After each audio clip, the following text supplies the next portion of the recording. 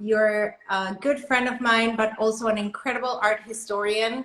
And you are going to treat us today to a little bit of art history, particularly in the abstract world.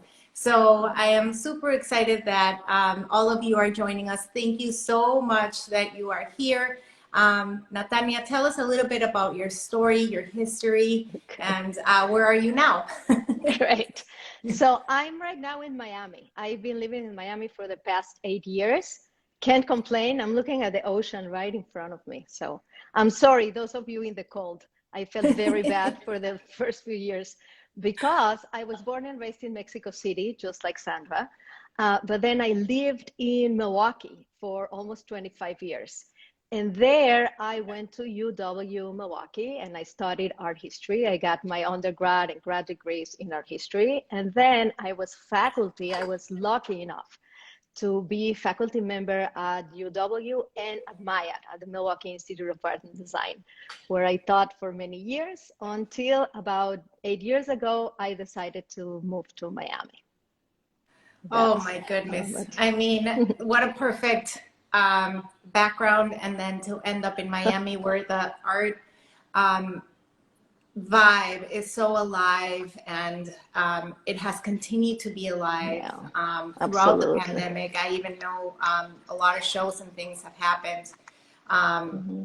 It's a town where people really respect the artists, respect the arts, and they push it, to the highest limits. I'm sure you are familiar with Art Basel that happens every year, and I don't think it will happen this year again, but it's a really vibrant community of artists and just in general, just an embracing of art.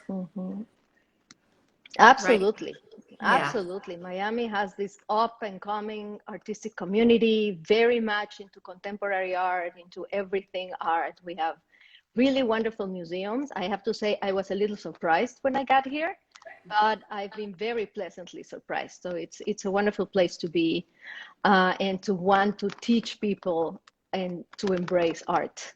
It is absolutely wonderful. So tell us a little bit about your childhood. How did you decide that art was your passion, and what made you think that you could make a career out of being an art historian?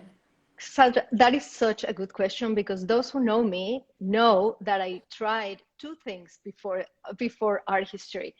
I always loved everything about art. I grew up in a family that, they took us everywhere. They took us, of course, traveling, but also Mexico City has so much to offer. We were in museums every weekend. We would go to the ballet, to the opera, to modern dance, to everything. So I was always exposed to that. My father was an architect, so that was like yours, actually. So we have so much in common. For the people that don't really know, we come from the same background. We went to the same school. Our fathers are architects, and we're both in the art world. So And we started in the Midwest, really. And yes, that is true. So it's very crazy. So you were involved in the art world in Mexico City, always. Always. Except when I went to university, I thought I would be a scientist. So I studied 1 year of nutrition. I don't know if you know this. I went to university, 1 year of nutrition. I really liked it, except second year, when I found out I had to take like up to calculus 5, I said, what? This is absolutely not for me. And then I switched. Yeah, no. And then I switched to special ed. My mom is a special ed teacher, and I loved it. And I did about a year of special ed at a university in Mexico. Then I got married, moved to the United States, and actually had my daughter, and then decided I'm going to do what I really love. Not what I think it's important, not what I think is, has a big name. I'm really going to do what I love. So I went to the university and said I wanted to study art history. And I have to say something, I think it's kind of funny.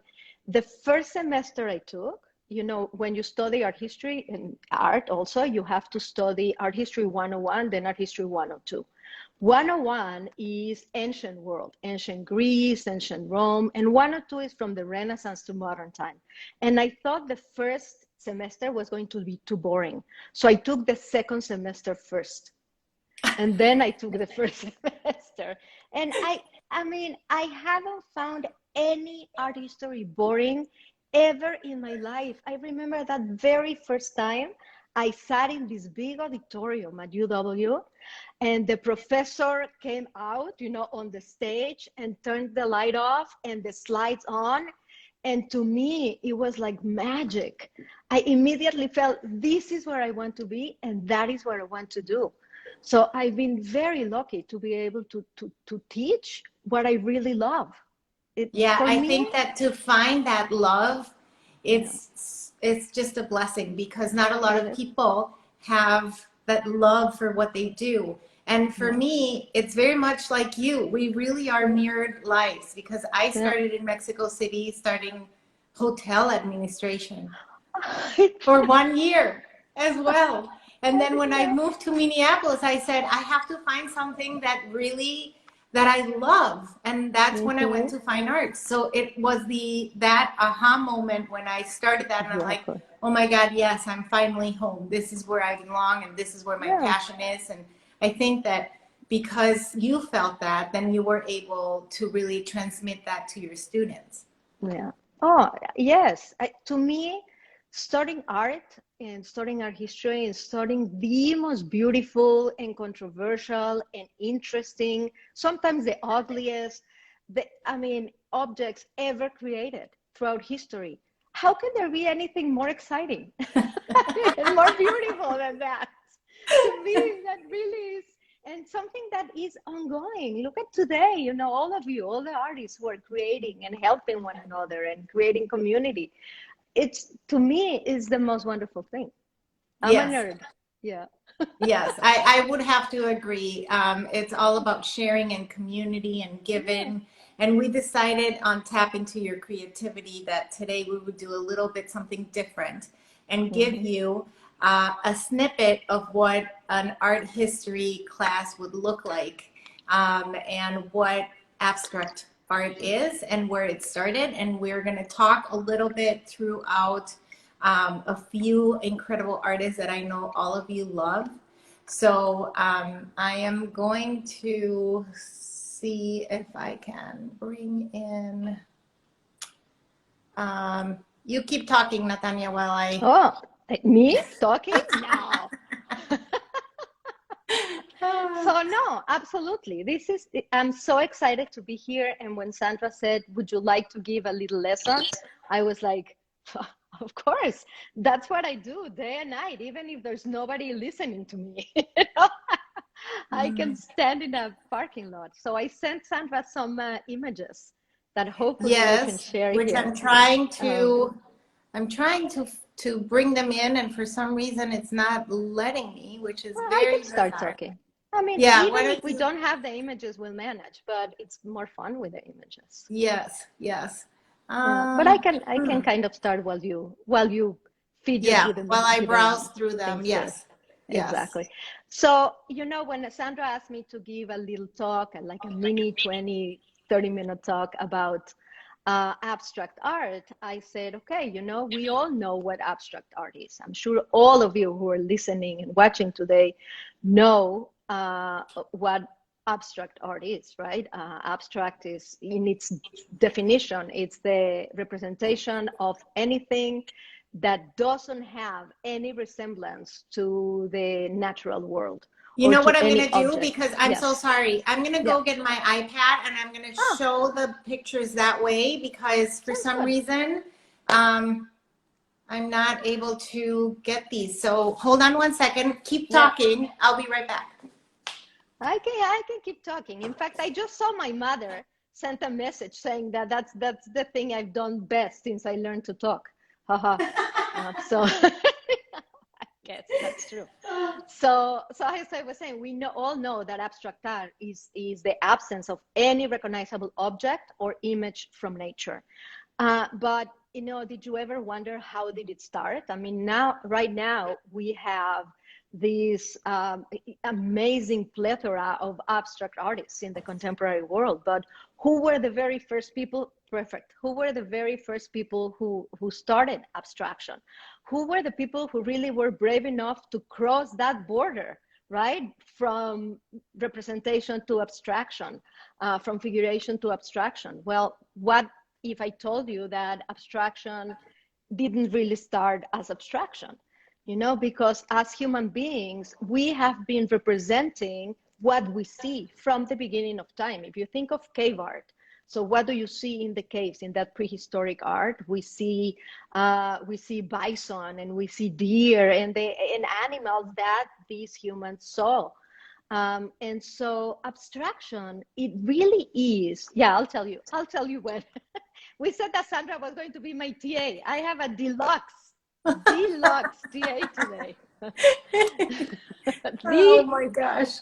Top class TA. So, Yes. So abstraction is really a phenomenon of the modern world. So what is the modern world?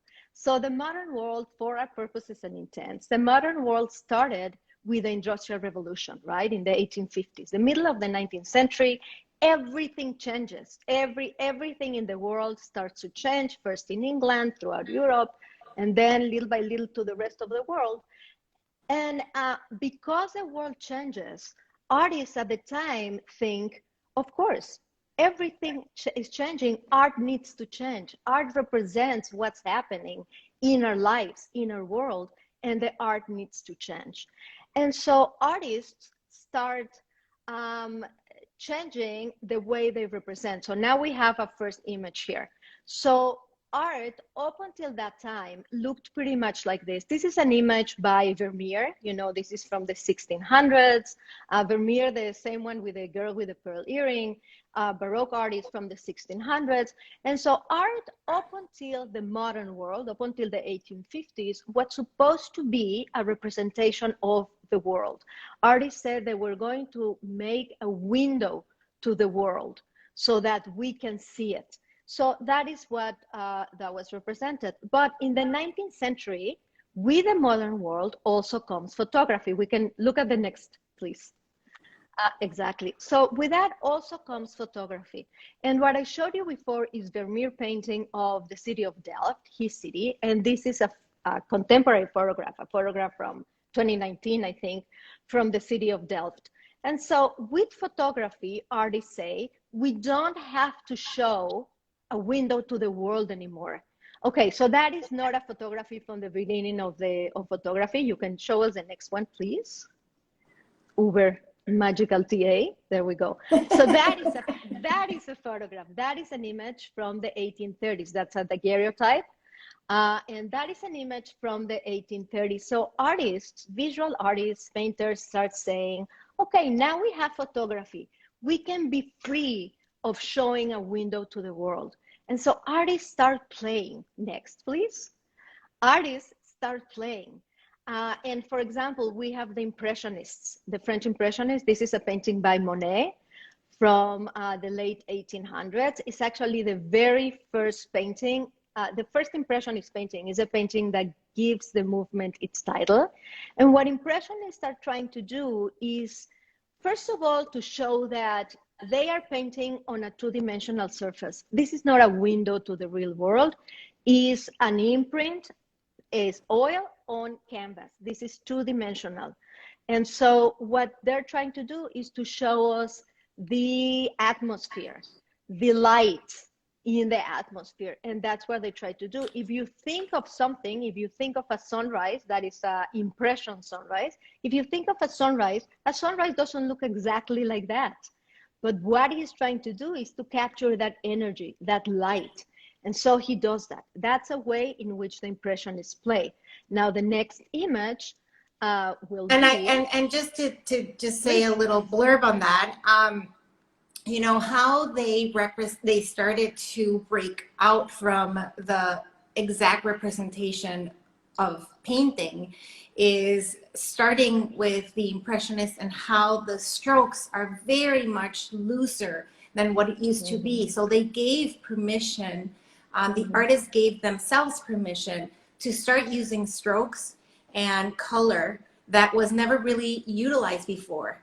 And so this is the first time that the palettes start to change, as well as the brush stroke. Sorry, that's it. No, not sorry. Absolutely. We need the artist's viewpoint. And that's exactly right.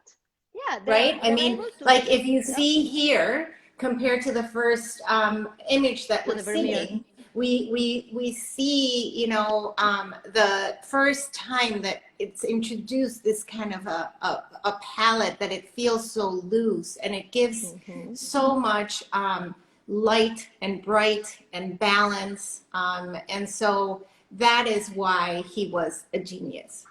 Yeah, absolutely. And he was a genius, but people thought he was crazy. Right in the beginning. Right. Nobody liked exactly. him, you know. He had to pretty much starve for a while. Exactly. Before he was able to convince people that what he was doing was good.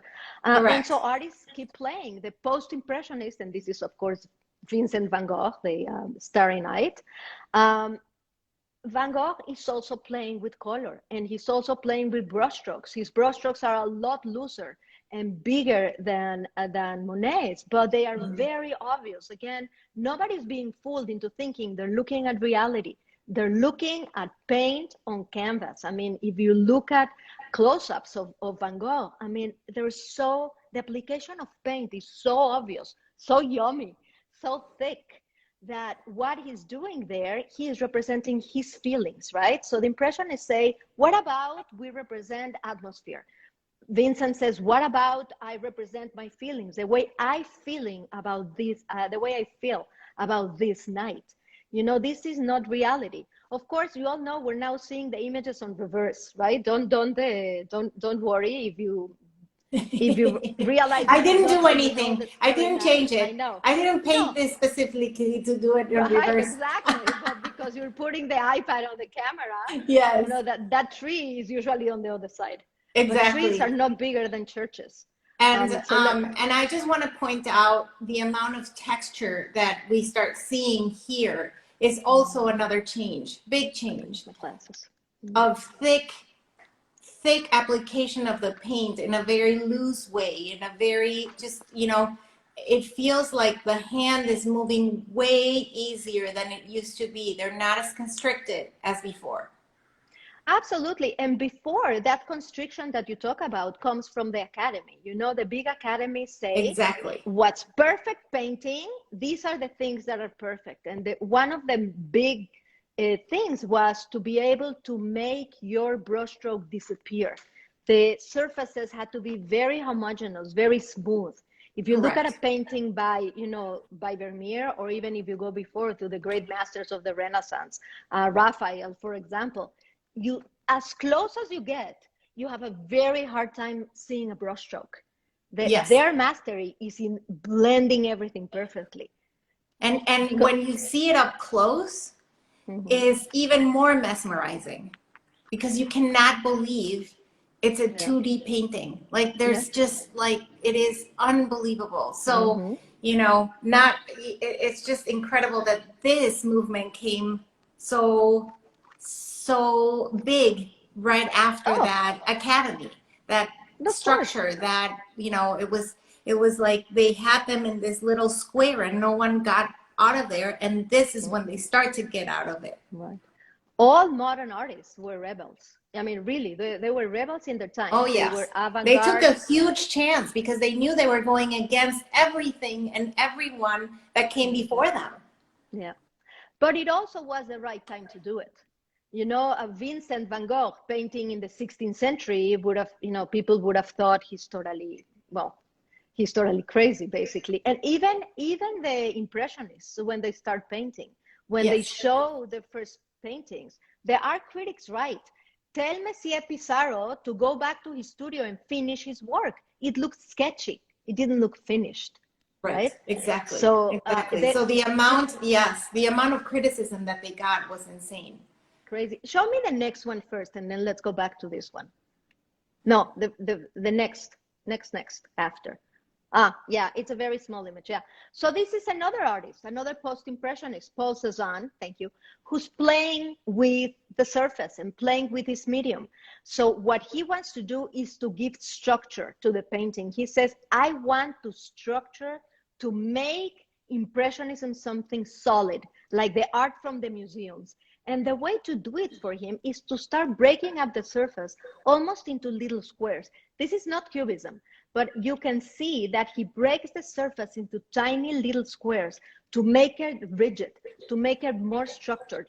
And now you can go back to the one you were showing before. That is a close-up of that Cézanne.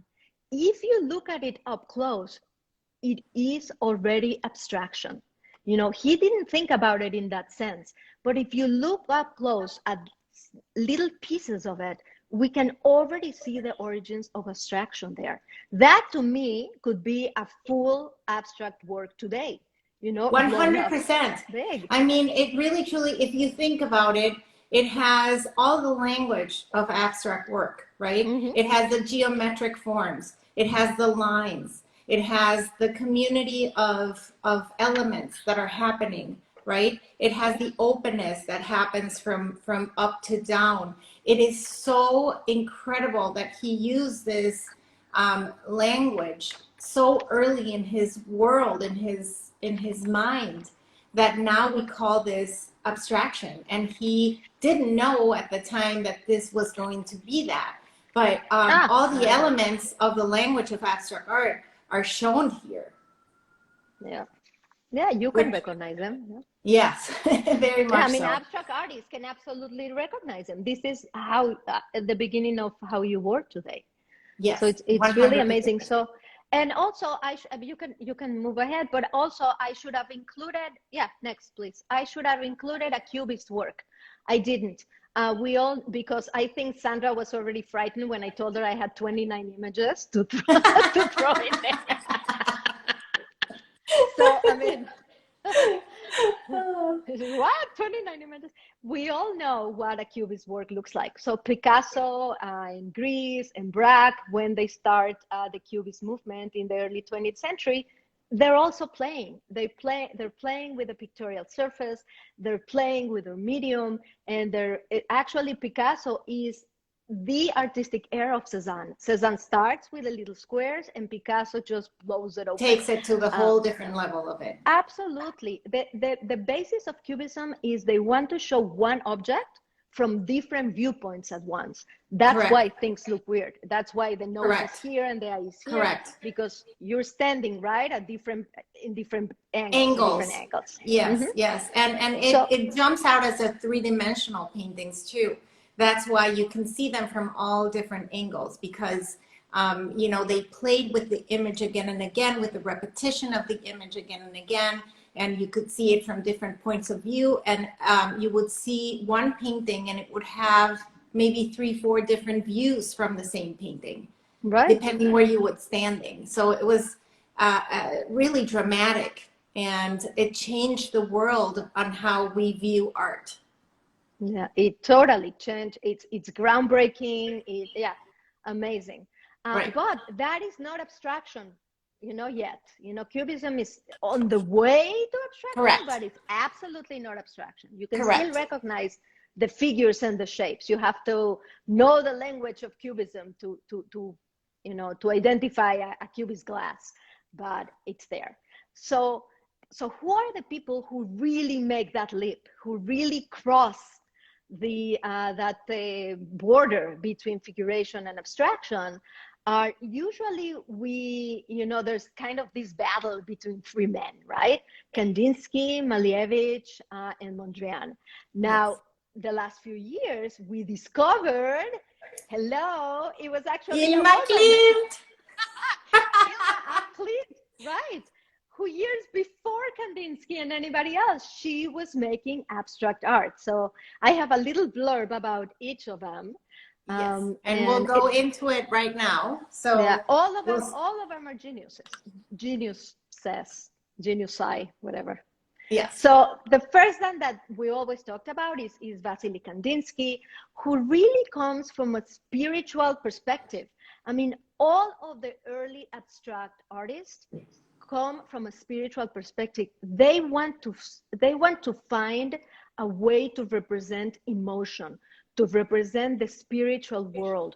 Kandinsky, literally wrote the book, right? He wrote the very famous essay concerning the spiritual in art, in which he speaks about when you represent something figurative, when you represent something from the real world, you are representing the outer world. You're being materialistic. When you represent something abstract, the more abstract, the less realistic, the more spiritual, because you represented your inner sense, your inner self, and your inner world. You can, next, please.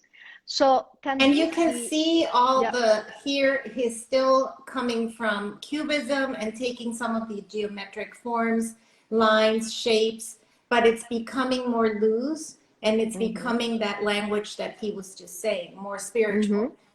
He adds, the little lines on the top that make it, a little more smoother, because all his lines are, so rigid. And he starts to balance it out with the top kind of cloud-like shape. But what I really like about art history is that artists cannot work in a vacuum. Artists, I'm going to talk about an art historian as an art history teacher. Artists must know art history because they have to know where they come from. And all great artists have come from somewhere else.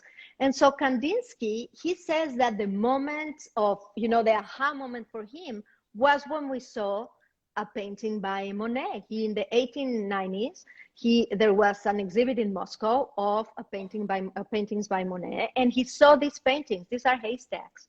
However, Kandinsky says that he didn't see haystacks. He didn't recognize the figures. He just saw shape and color. And then he said, oh my God, I can represent shape and color on the canvas. So next, please. I got to tell you, though, what you just said, it is so incredibly important. And thank you for bringing that up. I think artists, sometimes they say, I don't know what my style is. I don't know. I can't find my style. I don't know where I come from. Go back to the books. Learn, see the images, see what speaks to you, and see what is resonating with your work. And then you're going to see, wow, you might even have an aha moment all of a sudden that you're recognizing yourself in an artist that you didn't even know that you were doing that. So it is so important for every artist to know where they're coming from or what their inspiration is. So thank you for saying that. The moms, middle-aged women here speaking from experience. Well, it's true. It's very true. Okay, we're going to keep going. So so Kandinsky comes also from a very, next please. He comes from a very intellectual viewpoint. He comes from also the fact that he had synesthesia, and synesthesia is a condition, I guess, where people perceive one sense with a different sense. And so Kandinsky saw color when he heard music, and he heard music when he saw color. And so that is what he wants to translate into his canvases. He says that art for him needs to be abstract like music. It doesn't need to represent anything from the outside world, but everything from your inside world, and how you feel when you look at a work of art needs to be like how you feel when you sit and listen to a classical concert. And so he asks, what emotion do you feel when you think of color? And so this image, I brought it because I just think it's very cute. We see on the right now a photograph of his wife, Nina. They met when they're young, and she's his wife till the end of his life. And he says that he fell in love with her over the phone. He met her over the phone first. I mean, I'll tell you the story at another time. But then he said that as he was listening to her voice was so musical, he could see color. And so he made that painting on the left, and it's dedicated to the beautiful voice. Those were the colors that he could see while she was talking to him. And so I think it's really beautiful and really spiritual, and it really comes from your inner world. So that is what, you know, Kandinsky is coming from. And I think that's why he connects with so many people, because his connection to color and music is so grand. And that is what we all hope to get when, as an artist, I'm hoping to get there, right? I'm hoping to listen to music and transform even my movements on how I approach my canvas. And so he is a real hero to me. When I heard this story about him and his wife, and just knowing a little more from him, you know, it resonated a little bit with me, because when I paint, I listen to music and it transformed into a rhythm, and, you know, and it's such a cool thing when it happens. So, so yeah, this is someone that I really has resonated in my painting and in and a great master, a teacher at the Bauhaus. I mean, there is one of his improvisations, right, where you really see all the layers, all the music, all the abstracting means taking away the extra, right, and really leaving the essential, the essence of things. And so that is what he's doing. Kandinsky very famously said, open your ears to music, open your eyes to color, and stop thinking, which is exactly what Sandra is describing right now. You know, when you work with the music and you kind of let your because you kind of go into your own world, right? So you want to escape what's out there. You don't want to hear the noise that's out there. You're in your own world, and the only way for me to get there is by listening to my music, and kind of just that sparkles my creativity. So so I mean, it just happens differently for everyone, but just particularly for me, I resonate so much with Kandinsky. Great. So, well, very quickly we can go through this if you want. It's just, we can see how he's abstracting, right? He starts like this. He starts as a figurative painter. This one, the Blue Rider, is kind of a transition between figuration and abstraction. You can already see that he's abstracting the figure, but it's still figurative. The one that you showed first, just now, is after that one. Yeah, this is the Blue Rider. That is the man riding like a Blue Riding Hood. Instead of Red Riding Hood, this is little Blue Riding Hood. And the one before, go back to the one before, there you go. That is, he's abstracting the Blue Rider. Now, you know, he's taking away everything that's not needed and really leaving the essential. And then we get to the improvisation. I think they're backwards, but it doesn't matter. Then we get to the one that we saw first. They're backwards. Go back. No.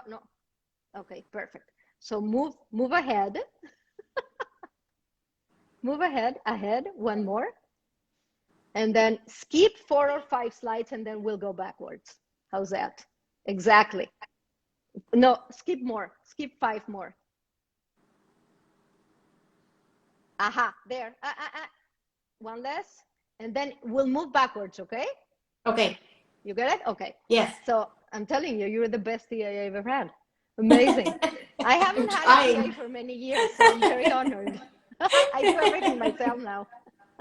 Oh my gosh. The other man who also kind of invented abstraction, more or less at the same time. These are all these three, Malevich, Kandinsky, and Mondrian, are pretty much contemporaries. Malevich is in Russia. For him, the context is incredibly important. He is working at the time of the Russian Revolution. He's in Russia. He believes, together with his young artists, avant-garde artists, believe that we need a supreme new art for a supreme new world. The people who started this, and I have to say, Malevich was not really involved in politics.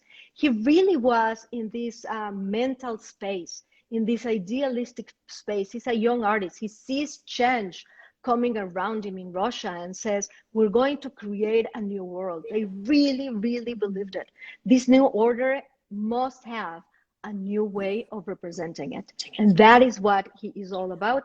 And he really does incredibly radical things. If you don't mind showing us. No, not at all. Scroll. I'm a little bossy, I know. So this is, the one on the right is a painting by Goya. Again, figurative work. The one on the left is a painting by Malevich. It's cubist, it's futurist, and is abstracting that same figure. I don't know if you can see it right now, but it's the abstraction and the cubification of that Goya work. It's a But now you see, Natanya, why they had so much pushback and why they were criticized so much.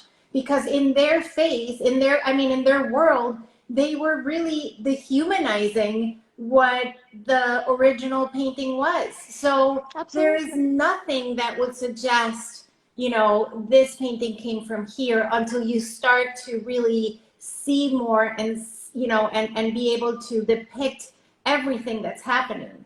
But you can see why, most of the people that came from the academy would absolutely say, this is no good.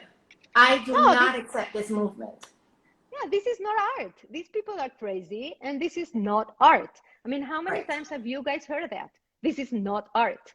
Until people start thinking modern art, abstract art, contemporary art is difficult because we need to think. It makes our noggin go. We need to think to understand it. Look at this. Kandinsky took it 10 steps forward. It all starts because he's participating in this very avant-garde play. And he is charged with making the scenery. And instead of making a normal scenery for a play, he comes up with this idea. He takes this white sheet and paints a black square. And this is it. The whole play is magnificent. It's triumph over the sun. And really what it's saying is, I want to end with the past. I want to obscure the sun. Imagine that. Is to change everything. Now go to the next or backwards as we're doing. And so that is how he abstracted the form. He's thinking on the right, he's thinking of a solar eclipse. You have the full moon eclipsing the sun, and then he abstracts it. He makes it into geometric shapes until we get to until we get to this. You see the one at the top, it's very famous black square. For him, the black square is the essence of everything. He says, this noisy world, I'm taking refuge in my inside, in the peace of the black square.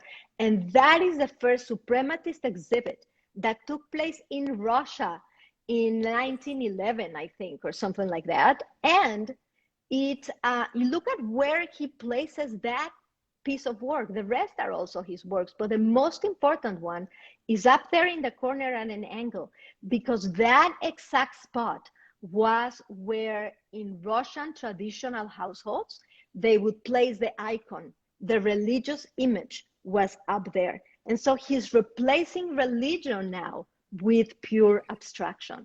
It really is brave and crazy and groundbreaking. And that is a late Malevich, where you see that he's really thinking in forms and shapes. His paintings are so amazing. This is not static, right? This has movement. This is really thinking out of the box and pushing the limit to the limit at his time. Absolutely. And the next one is Piet Mondrian. Piet Mondrian is from the Netherlands, right? He's Dutch. And he also comes from the spiritual place. For all of these artists, there are truly religious and philosophical spiritual backgrounds, but we of course don't have time to talk about them today. But basically what Mondrian is doing, he says he wants to find spiritual balance through visual balance. And so he abstracts everything to the simplest, which for him he is starting to go the minimalist way, right? Absolutely. Less definitely is more here. Less is more. right? Yep. Straight verticals and horizontals, no diagonals, squares and rectangles, only primary colors plus black, gray, and white. And that is a way to find the pure representation of human mind, visual balance. So that's And also, Mondrian. he is a primary color artist. Mainly his work is in primary colors. And he, you know, it looks like he's using, you know, so many different types of color, but it's really Right? the primary colors. And it's just the That's it. application. That's why he was just such a genius in how he Yeah. used the application of the paint and using all the geometric forms, because your eye plays a trick on you and you start mixing colors, you know, by seeing this. And so it is magnificent what happens. I don't know if he intended that or not.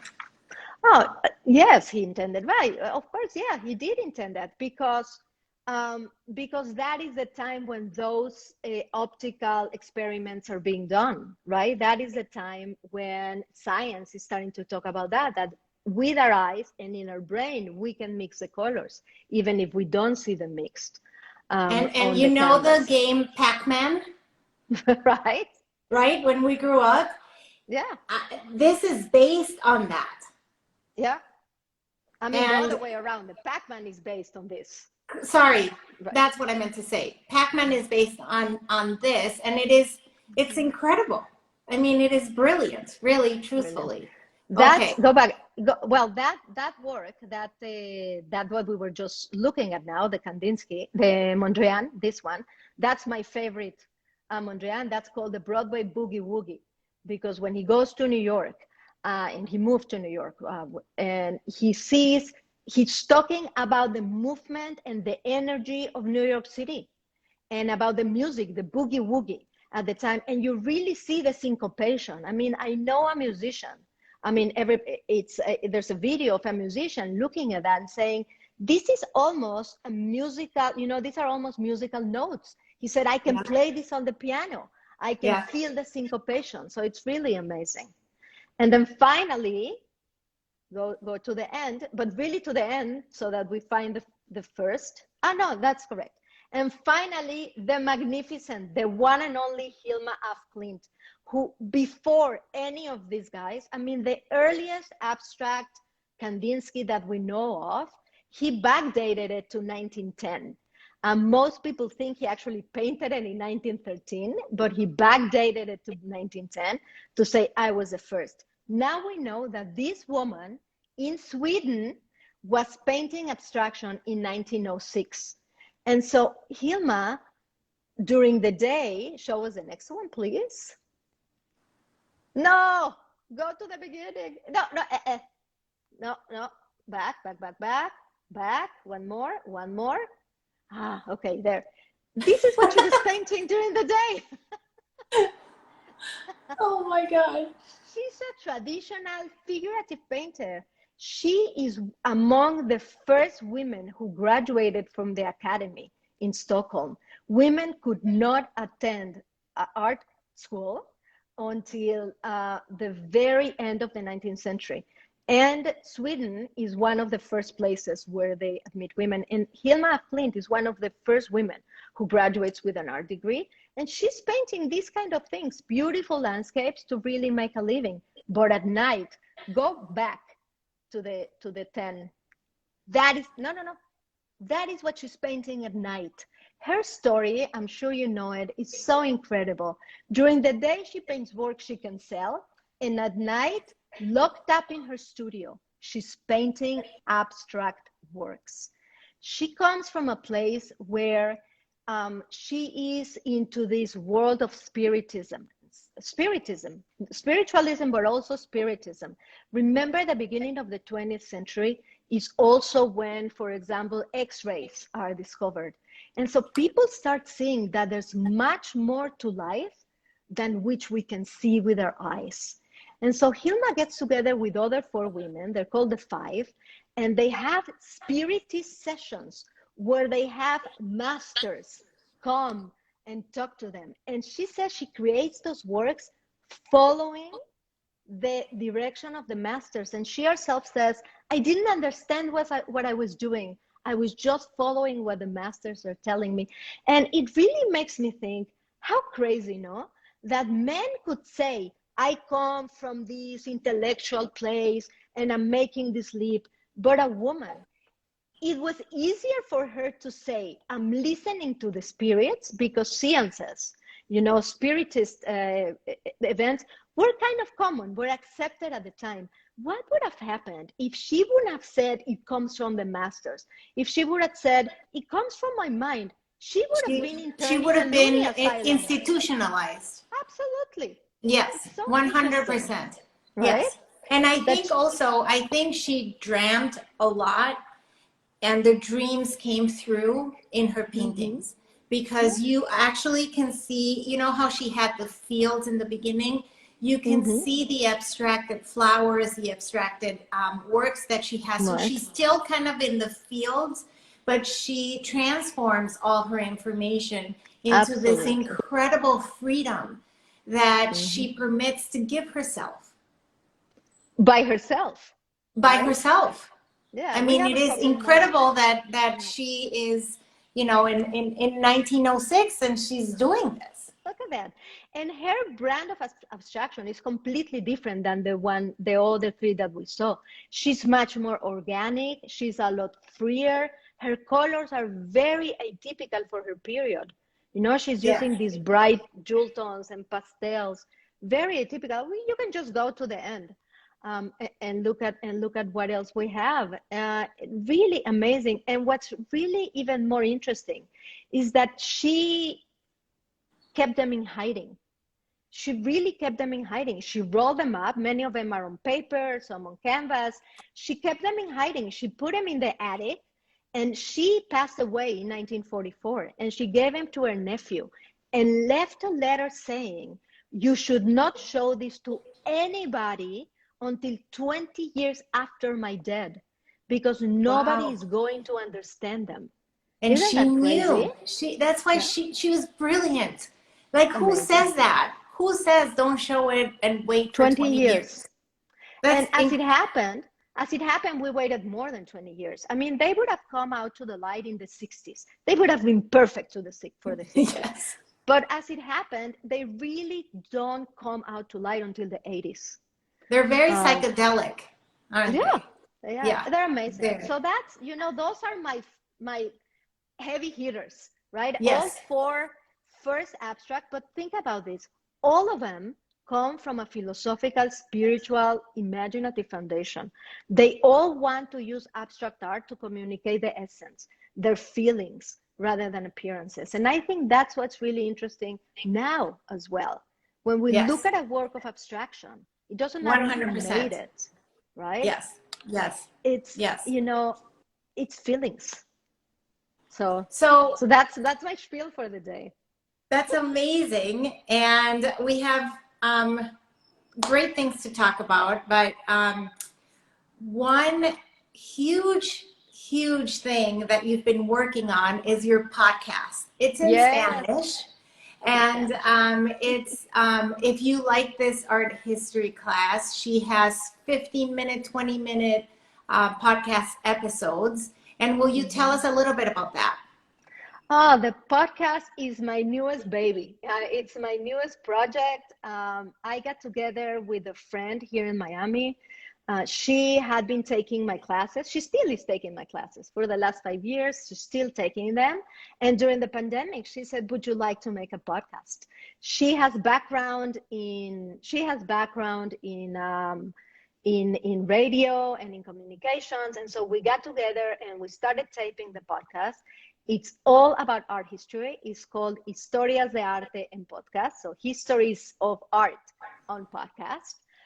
And we tell a story every episode. The episodes are 15, 20 minutes. And each time we tell the story of an artist or a work of art, everything around it. It's been so much fun to make, so much fun. And we've gotten such good response that we're making more. In fact, We're coming out with a new season on Friday. We're starting Friday. So if you're interested in this Spanish podcast, Spanish language, because we're both Spanish speakers, native Spanish speakers, and there are some really good podcasts about our history in English. But in Spanish, I have to say ours is the best. Go to Historias de Arte en Podcast on Instagram, Facebook, Twitter. You can listen on any platform, Spotify, Apple Podcasts, everywhere you like, and subscribe and recommend. And the new one is coming out Friday. And follow. I mean, it is really, truly amazing. But guess what? For all of our English speaking people, Natanya and I have a new project, and we are going to be teaching art history. We're going to have 5 sessions in the summer. We'll let you know when. 90-minute Zoom classes. So if you are interested, please go into my website and sign up for the newsletter so you can get all the notifications when we're ready to throw out this into the world. It's going to be an amazing, incredible journey that Natanya and I are joining in this venture together. It's going to be incredible. So again, it's going to be 5 classes and 90 minutes each, and it's going to be incredible. So now you're going to be able to listen to both Natanya and I in English, and we're going to be, and it's going to be so fun and so informative, and you're going to fall in love all over again with the history of art. Absolutely. Yeah, right? I welcome everyone to come. We're going to do what we did today, but big. Exactly. So stay tuned. We are so incredibly excited about this. Again, Natanya, thank you so much for joining my army of artists. You gave us an incredible snippet of what's coming up in the summer. I just saw something of summer camp. Yes, it's going to be kind of like a summer camp for adults, and super looking forward to that. And thank you so much for enriching my life, and now you enrich so many others. I can't thank you enough. Thank you, and thank you for all you do, all this labor you've been doing during the pandemic with your tap into your creativity and helping other artists and bringing making a community and donating money. I so admire it. I think you are amazing, and I'm very much looking forward to working with you more. Well, and now you're part of it. So I couldn't do it without my army of artists, and now you're one of them. So thank you so much. I thank you from the bottom of my heart, and thank you. And I will see you all next week. Take care. Thank you. Thank you. Oh, Natanya, say again your name of the podcast and where we can find you. Historias de Arte en Podcast. Anywhere you download your podcast. Apple Podcasts, Spotify, Historias de Arte en Podcast. Thank you so much. Have a beautiful day and a beautiful weekend. Take care, everyone. Thank you. Well, bye.